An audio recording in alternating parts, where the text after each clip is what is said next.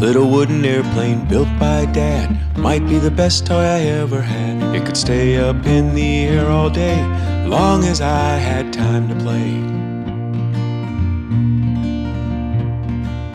Loop to loop, dive and whirl as my finger gave that prop a twirl. My world always seemed just right when imagination guided flight.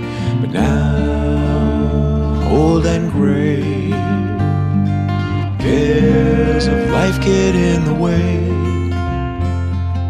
Plane fits smoothly in my hand, it could always find the space to land. Kitchen table, aerodrome, bedroom desk we'd call its home.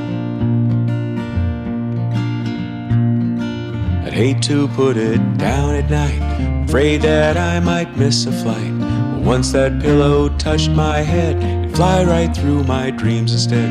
But now I'm old and gray, cares of life get in the way.